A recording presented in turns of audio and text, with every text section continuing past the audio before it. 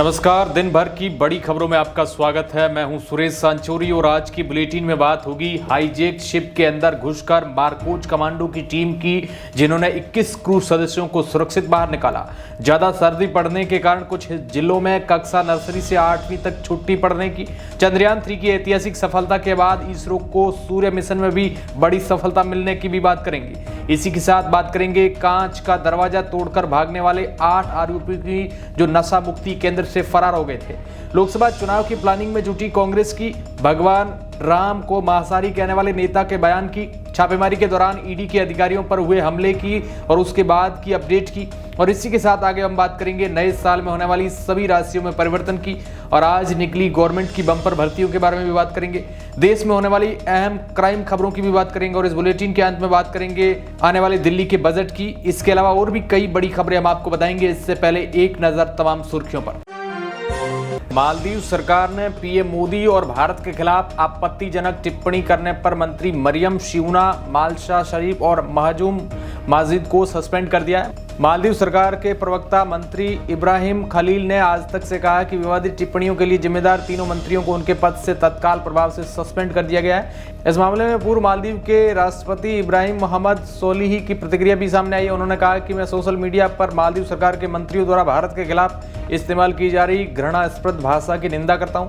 भारत हमेशा मालदीव का एक अच्छा दोस्त रहा है और हमें इस तरह की कठोर टिप्पणियों को हमारे दोनों देशों के बीच सदियों पुरानी दोस्ती पर नकारात्मक प्रभाव डालने की अनुमति नहीं देनी चाहिए। आपको बता दें कि मालदीव की महिला मंत्री मरियम शिवना ने पीएम मोदी को लेकर सोशल मीडिया पर आपत्तिजनक टिप्पणी की थी। इस मुद्दे को भारत ने मालदीव की मोहम्मद मुइज्जू सरकार के समक्ष उठाया था। मालदीव में भारतीय उच्चायुक्त ने मंत्री की टिप्पणी पर कड़ी आपत्ति जताई। भारत की आपत्ति के बाद मालदीव सरकार ने बयान जारी कर कहा कि यह उनकी व्यक्तिगत राय है। मंत्री की टिप्पणी मालदीव सरकार के विचारों का प्रतिनिधित्व नहीं करती है।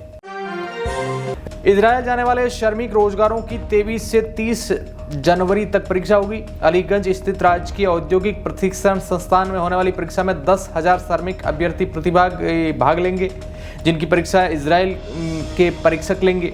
मुख्यमंत्री मिशन रोजगार योजना के तहत केंद्र सरकार की मंशा है कि हर हाथ में रोजगार हो। इसी उद्देश्य से इजरायल में भारतीय श्रमिकों को रोजगार देने का संकल्प लिया गया है।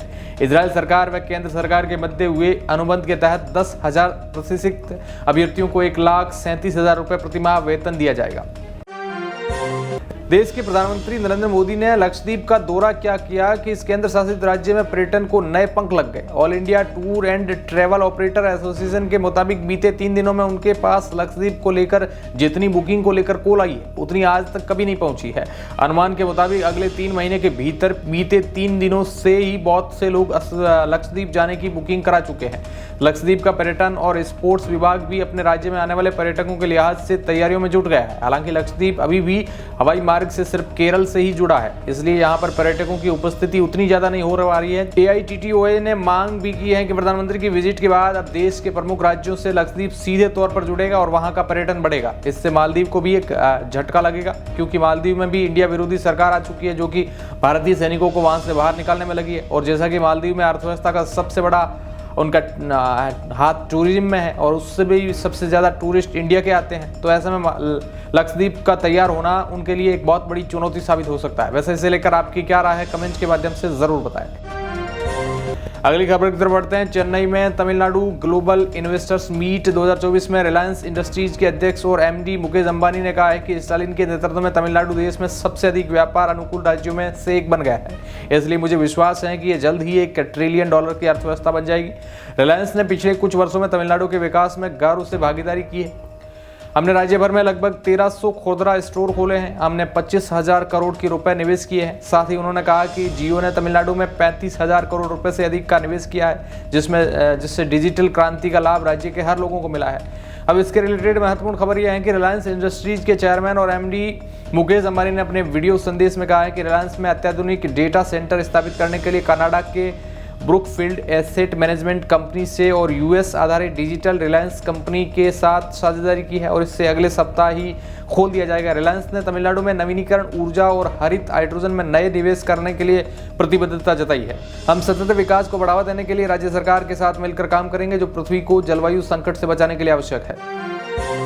अगली खबर की तरफ बढ़ते हैं। अफगानिस्तान के खिलाफ 3 T20 मैचों की सीरीज के लिए भारतीय टीम का ऐलान हो गया है। रोहित शर्मा और विराट कोहली की 13 महीनों बाद T20 टीम में वापसी हुई है। रोहित शर्मा कप्तानी करेंगे।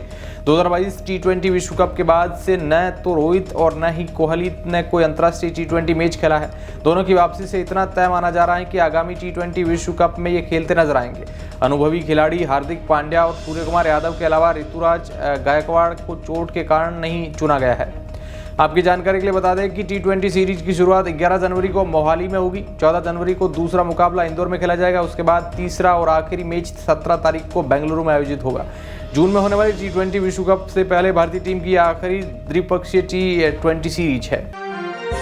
इस खबर को सुनने के बाद वाकई में आपका सीना हमारी भारतीय सेना के प्रति गर्व से चौड़ा हो जाएगा और उन्हें सैल्यूट करने का मन करेगा, क्योंकि ये खबर ही कुछ ऐसी है। दरअसल भारतीय नौसेना ने बहादुरी की एक और मिसाल पेश की है। उन्होंने शुक्रवार को उत्तरी अरब सागर में हाईजैक हुए मालवाहक जहाज MV लीला नॉरफॉक में समुद्री लुटेरों के चंगुल में फंसे सभी 21 लोगों को बचा लिया है। इन लोगों में 15 भारतीय भी शामिल थे। जहाज पर सवार लोगों को सुरक्षित निकाले जाने के बाद मरीन कमांडोज जांच पड़ताल कर रहे हैं। इस पूरी घटना का नौसेना ने सोशल मीडिया पर कई वीडियो साझा किए हैं।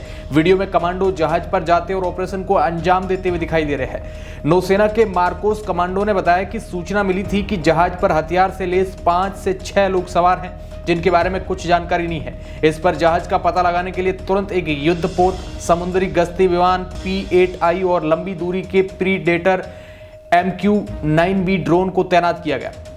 INS चेन्नई ने शुक्रवार को दोपहर बाद करीब 3:15 पर अरब सागर में सोमालिया के तट के पास अगवा पोत को घेर लिया था और यह मिशन एकदम सक्सेसफुल पूरा कर लिया गया।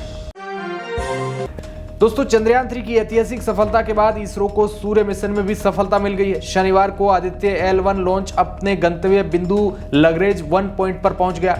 जहां पर इसे भेजना था वहां पर यह पहुंच गया है। इस मिशन का उद्देश्य सूर्य का अध्ययन करना है। चंद्रयान 3 की सफल लैंडिंग के बाद अब दुनिया की नजर आदित्य L1 मिशन पर भी रही है। आखिर आदित्य L1 है क्या? जिस L1 बिंदु पर मिशन भेजा गया है वह क्या होता है और ये क्या करता है, चलिए इसके बारे में भी आपको डिटेल में थोड़ा बताते हैं। दरअसल आदित्य L1 सूर्य का अध्ययन करने वाला एक मिशन है। भारत की स्पेस एजेंसी इसरो ने भेजा है। इसके साथ ही इसरो ने इसे पहला अंतरिक्ष आधारित वेधशाला श्रेणी का भारतीय सौर मिशन कहा है। अंतरिक्ष यान को सूर्य पृथ्वी प्रणाली के लग्रेंजियन बिंदु L1 के चारों ओर एक प्रभान मंडल कक्षा में स्थापित करने की योजना थी, जो पृथ्वी से लगभग 15 लाख किलोमीटर दूर एक पॉइंट है जहां पर इसे भेजना था। इसे 2 सितंबर 2023 को श्रीहरिकोटा से लॉन्च किया गया था। भारत का आदित्य L1 अभियान सूर्य की अदृश्य किरणों और सौर विस्फोटों से निकलने वाली ऊर्जा के रहस्य को सुलझाएगा। अगली खबर की बात करें तो पंजाब के संगरूर के सरकारी नशा मुक्ति केंद्र से शुक्रवार रात करीब 8 बजे 8 नशा पीड़ित युवक फरार हो गए। खाने के समय स्टाफ के सिर पर प्लेट से हमला कर दिया और कांच का दरवाजा तोड़कर भाग निकले। उन्हें पुलिस ने NDFS एक्ट के तहत गिरफ्तार किया था। इन आरोपियों को नशा करते हुए पकड़ा गया था और कोर्ट के आदेश के बाद उन्हें इलाज के लिए सरकारी नशा मुक्ति केंद्र में रखा गया था। फिलहाल पुलिस उनकी तलाश में लग गई है। आपको बता दें कि वारदात के बाद पुलिस को तुरंत सूचना दी गई थी। इसके बाद घावादा गांव में बने सरकारी नशा मुक्ति केंद्र में पुलिस की टीम पहुंची और वहां दरवाजे के टूटे हुए कांच बिखरे पड़े थे। वहां नशा करने के लिए पीड़ित आरोपियों को इलाज के लिए रखा गया था। नशा मुक्ति केंद्र के स्टाफ के साथ उनकी सुरक्षा के लिए पुलिसकर्मी भी तैनात रहते हैं, लेकिन फरार हुए आरोपी इन पर भी हमला करके भाग गए। तो चलिए अब अगली खबर की तरफ चलते हैं। जैसा कि आपको पता है कि कुछ ही महीनों बाद लोकसभा चुनाव होने वाले हैं और इसे लेकर राजनीति में सियासी हलचल भी तेज हो चुकी है। इसलिए अब लोकसभा चुनाव के लिए सबसे बड़ी पार्टियों ने जोर जोर से आजमाइश शुरू कर दी है। इसी क्रम में कांग्रेस भी अपनी तैयारियों को धार देने में लगी हुई है। अपनी चुनावी तैयारियों को तेज करते हुए कांग्रेस ने शनिवार को प्रचार समिति का गठन किया। साथ ही आम चुनावों के लिए वॉर रूम पदाधिकारी भी नियुक्त किए हैं। आपको बता दें कि पार्टी ने इस बाबत बयान भी जारी किया है। इसमें बताया है कि प्रचार समिति के संयोजक अजय मांकन बनाए गए हैं। वहीं पार्टी महासचिव जयराम रमेश और KC वेणुगोपाल इनके सदस्य होंगे। इसके साथ ही AICC प्रशासन प्रभारी गुरदीप सिंह सप्पल, मीडिया और प्रचार विभाग प्रमुख पवन खेड़ा और सोशल मीडिया प्रमुख सुप्रिया श्रीनेत भी समिति में शामिल है। हालांकि इनके अलावा और भी कई अलग अलग समितियों में अलग अलग आदमियों को चुना गया है, जो लिस्ट काफी बड़ी है। तो चलिए अब अगली खबर की बात करते हैं। राष्ट्रवादी कांग्रेस पार्टी रांकापा के शरद पवार गुट के विधायक जितेंद्र आवाड के खिलाफ मुंबई के घाटकोपर थाने में मुकदमा दर्ज किया गया है। भगवान राम को मांसाहारी बताने वाले बयान को लेकर उनके खिलाफ भारतीय दंड संहिता आईपीसी की धारा 295A के तहत प्राथमिकी दर्ज की गई है। शिकायत भाजपा विधायक राम कदम ने दर्ज कराई थी। लेकिन अब सवाल यह है कि इन्होंने आखिर ऐसा कौन सा बयान दिया जिसकी इतनी बड़ी कीमत चुकानी पड़ रही है। आपको बता दें कि शिरडी में बुधवार को एक कार्यक्रम में आवाड ने कहा था कि भगवान राम शाकाहारी नहीं थे, वह मांसाहारी थे। उन्होंने कहा कि जो व्यक्ति 14 साल तक जंगल में रहेगा वो शाकाहारी भोजन खोजने कहां जाएगा। उन्होंने जनता से सवाल करते हुए कहा कि क्या ये बात सही है या नहीं। उन्होंने आगे कहा, इसके बाद उन्होंने आगे और भी कई बातें कही, लेकिन जो बवाल हुआ वो भगवान राम को मांसाहारी कहने की बात पर हुई। वैसे इसे लेकर आपकी क्या राय है, कमेंट के माध्यम से जरूर बताएं। चलिए अगली खबर की तरफ बढ़ते हैं। घने कोहरे और ठंड की वजह से नोएडा और ग्रेटर नोएडा के सभी स्कूलों को बंद कर दिया गया। गौतम बुद्ध नगर प्रशासन ने 14 जनवरी तक कक्षा 8 तक के छात्रों के लिए छुट्टियां घोषित करने का निर्देश दिया है। जिला बेसिक शिक्षा अधिकारी राहुल पवार द्वारा जारी आदेश जारी किया गया है। ये निर्देश राज्य बोर्ड, सीबीएसई, आईसीएसई, आईबी और अन्य द्वारा मान्यता प्राप्त सभी स्कूलों पर लागू होता है। आपको बता दें कि कड़ाके की सर्दी को कोहरे को देखते हुए जिला प्रशासन ने यह फैसला लिया है। हालांकि इससे पहले यह आदेश 6 जनवरी तक जारी किया गया था, लेकिन अब जिले में बढ़ती सर्दी के सितम को देखते हुए जिला प्रशासन ने स्कूलों की छुट्टियों की अवधि बढ़ाई है। इससे पहले जिलाधिकारी के आदेश पर 6 दिसंबर तक स्कूलों की छुट्टी का आदेश दिए गए थे। जिलाधिकारी के आदेश के अनुसार जिले के सभी बोर्ड से मान्यता प्राप्त स्कूलों में नर्सरी से 8वीं कक्षा तक के बच्चों की 14 जनवरी तक अवकाश रहेगा। पश्चिम बंगाल में तृणमूल कांग्रेस नेता शाहजहां शेख के घर छापेमारी के दौरान प्रवर्तन निदेशालय यानी ईडी पर भीड़ द्वारा हमला कर दिया गया, जिसके बाद से ही केंद्रीय एजेंसी ने टीएमसी नेता के लिए शनिवार को लुकआउट नोटिस जारी कर दिया है। केंद्रीय एजेंसी को संदेह है कि इस घटना के बाद टीएमसी नेता देश छोड़कर भाग सकते हैं। वहीं आपको बता दें कि भीड़ द्वारा किए गए हमले में ईडी के 3 अधिकारी गंभीर रूप से घायल हो गए थे। इस दौरान कई वाहन भी क्षतिग्रस्त हुए थे। ईडी के एक अधिकारी ने कहा कि हमने टीएमसी नेता के लिए लुकआउट नोटिस जारी किया है। साथ ही इसके बारे में भारतीय एयरपोर्ट के अधिकारियों को भी कुछ महत्वपूर्ण निर्देश दिए गए हैं। कुल मिलाकर अब अगर देखा जाए तो टीएमसी नेता को नजरबंद कर दिया गया है। वहीं अगली बड़ी खबर हम आपको बता दें कि जिसमें मध्य प्रदेश की राजधानी भोपाल के एक बालिका गृह से 26 लड़कियां लापता हो गई हैं। इसमें कई राज्यों की लड़कियां रह रही थी। ये लड़कियां कहां हैं, इसे लेकर किसी के पास कोई जानकारी नहीं है। शुरुआती जांच में सामने आया कि बालिका गृह का संचालन अवैध तरीके से हो रहा था। वहीं इस मामले को लेकर मध्य प्रदेश के पूर्व मुख्यमंत्री शिवराज सिंह चौहान ने भी एक्स यानी ट्वीट पर लिखा है। उन्होंने लिखा कि भोपाल के परवलिया थाना क्षेत्र में बिना अनुमति संचालित बाल गृह से 26 बालिकाओं के गायब होने का मामला मेरे संज्ञान में आया है। मामले की गंभीरता और संवेदनशीलता को देखते हुए सरकार से संज्ञान लेने व त्वरित कार्रवाई करने का आग्रह करता हूं। अगली खबर की तरफ बढ़ते हैं। भारतीय विमानन नियामक यानी डीजीसीए ने शनिवार को सभी भारतीय हवाई ऑपरेटरों को अपने अपने बोइंग 737-8 मैक्स विमानों पर इमरजेंसी एग्जिट का निरीक्षण करने का निर्देश दिया है। ये फैसला अमेरिका में अलास्का एयरलाइंस की फ्लाइट के उड़ान भरने के तुरंत बाद हुए हादसे के मद्देनजर रखते हुए लिया गया है, क्योंकि आपको बता दें कि अलास्का एयरलाइंस की फ्लाइट शुक्रवार 5 जनवरी को ओरेगोन के पोर्टलैंड से उड़ान भरने के बाद इमरजेंसी लैंडिंग के लिए हवाई अड्डे पर लौट आई थी। इस फ्लाइट में 171 यात्री और चालक दल के 6 सदस्यों के साथ सवार थे। उड़ान भरने के कुछ ही देर बाद विमान की एक खिड़की पूरी फ्रेम के साथ हवा में ही अलग होकर उड़ गई थी। हालांकि सभी यात्री और चालक दल के सदस्य सुरक्षित है। अगली खबर, वित्तीय वर्ष 2024-25 के लिए दिल्ली सरकार का बजट फरवरी महीने में आएगा। इसके लिए सरकार ने तैयारियां शुरू कर दी है। बजट को लेकर शनिवार को मुख्यमंत्री अरविंद केजरीवाल ने मंत्रियों के साथ पहली बैठक की। इस अहम बैठक में उन्होंने दिल्ली की जनता की प्राथमिकताओं को लेकर मंत्रियों से विचार विमर्श किया। सरकार का कहना है कि इस बार दिल्ली का बजट फरवरी माह के मध्य या अंत तक आ जाएगा। आगामी बजट में शिक्षा, स्वास्थ्य, बिजली, पानी, सड़क और इंफ्रास्ट्रक्चर समेत अन्य मुद्दों पर विशेष फोकस किए जाने की उम्मीद है।